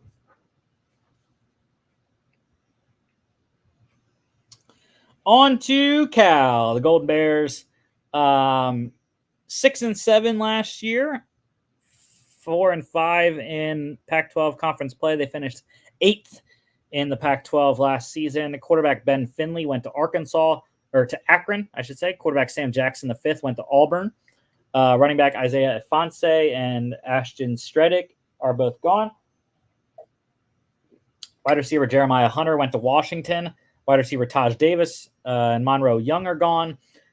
Linebacker Caleb E. Larms-Orr went to TCU. Linebacker Jackson Sermon is on the Jets. Corner Jeremiah Irby went to Boise State. Safety Patrick McMorris drafted by the Dolphins. Kicker Mateen Gagani went to UCLA, and kicker Michael Luckhurst is gone as well. Returning for Cal, quarterback Fernando Mendoza, running back Jaden Ott. Love Jaden Ott. Wide receiver Trond Grizel, tight end Jack Endries, offensive tackle TJ Session, guard Siope Vadikani, center Matthew Wyckoff, edge rusher David Reese, edge rusher Xavier Carlton, linebacker Cade Uluave, corner Noel Williams, corner Lou Magia Hearns, the third, safety Craig Woodson, and punter Lachlan Wilson. Cal went huge in the transfer portal this year. Quarterback Chandler Rogers comes in from North Texas. Wide receiver Mikey Matthews from Utah. Wide receiver Tobias Merriweather from Notre Dame. Wide receiver Isaac Torres from Santa Rosa Junior College. Wide receiver Keon Grays from Ohio State. Wide receiver Jonathan Brady from New Mexico State. Tight end Corey Dyches from Maryland.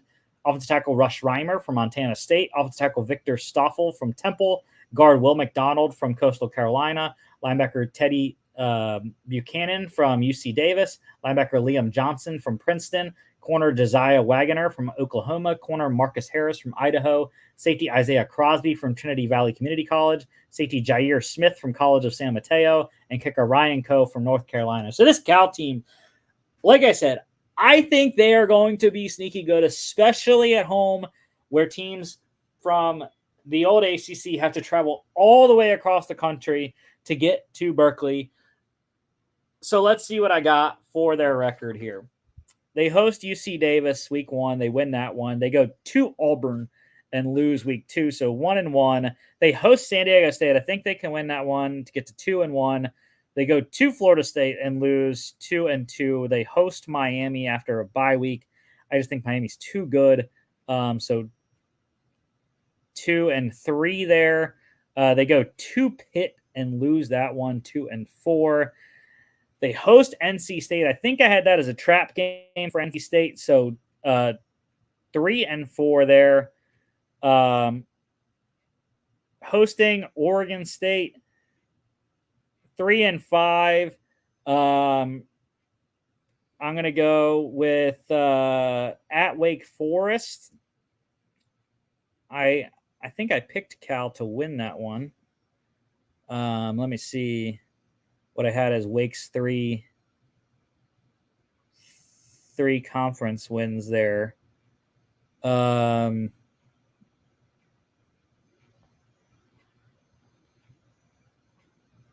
yeah. So I had Wake beating Cal in that one. So 3-5.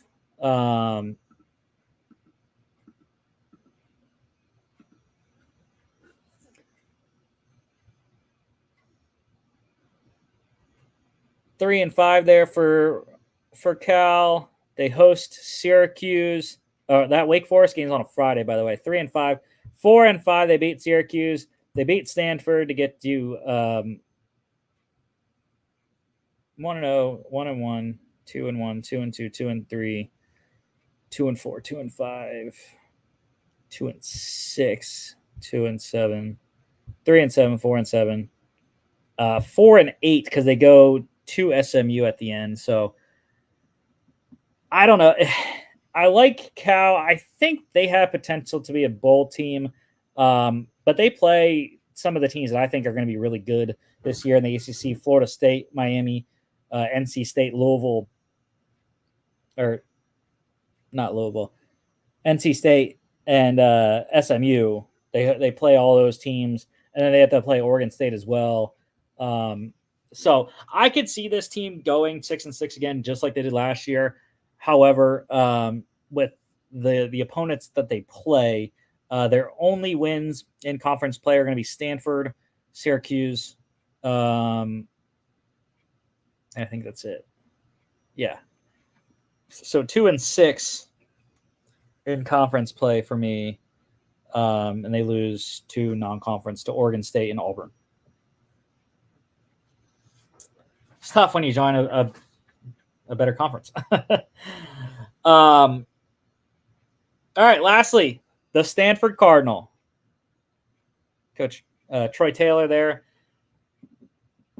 3-9 last year, 2-7, 11th in the Pac-12, second to last place there.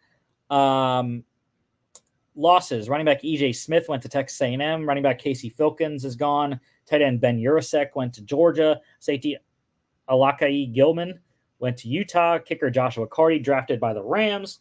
Returning, though, quarterback Ashton Daniels, quarterback Justin Lamson, wide receiver Alec A. Manor, wide receiver Tiger Bachmeyer, tight end Sam Roush, offensive tackle Connor McLaughlin, guard Trevor Mayberry, center Levi Rogers, defensive tackle Anthony Franklin, edge rusher David Bailey, linebacker Gathan Bernadelle, linebacker Tristan Sinclair, corner Colin Wright, corner Zaran Manley, safety Mitch Legbear, safety Scotty Edwards, and kicker Emmett Kenny.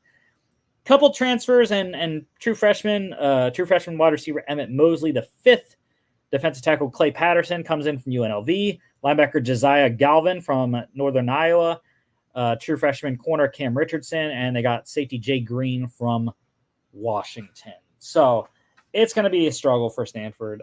I'm telling you, they may well finish last. We'll see. They host TCU on a Friday night, and they're going to lose that one. However, they do rebound. They beat Cal Poly week 2. They go to they have a bye week, and then they go to Syracuse on a Friday. They lose to get to 1-2. They go to Clemson, 1-3. They host Virginia Tech, 1-4. They go to Notre Dame, 1-5. They host SMU, 1-6. They do upset Wake Forest though, get to 2-6. Then they go to NC State to get to 2-7. They have a bye week, hosting Louisville 2-8. At Cal 2-9, and then they go to San Jose State on a Friday, on Black Friday. I'm gonna give them that one. So repeat 3-9 here. Just the one win in conference against Wake Forest. So 1-7 conference record. Second to last place in the ACC, just like they were in the Pac-12 last year. And that is all the teams. We did 19 team previews today, 2-hour show. Crazy, I know. Jimmy couldn't stay for the whole thing, but he'll see it all. Next Friday, preseason week 1, we'll break down all the Thursday night game recaps and previewing some of the preseason games that we're looking at, guys, for. We'll also have all your college football and NFL news. And then next Friday, we are doing the Big Ten season preview. So B1G back on the FAA podcast. Excited to do that. Make sure to follow us on all our social media at FAA Podcast on Instagram and X. FAApodcast.com is our website. You can check us out here on YouTube, Facebook, X, and Instagram, as well as Spotify, Apple Podcasts, and iHeartRadio. And make sure you catch us back on Monday. Monday is going to be quite a long show, as well as we are previewing the AAC and the Sun Belt. So 2 conferences that have a lot of teams, but will be a joy as always. Thank you all for watching. We will see y'all back on Monday.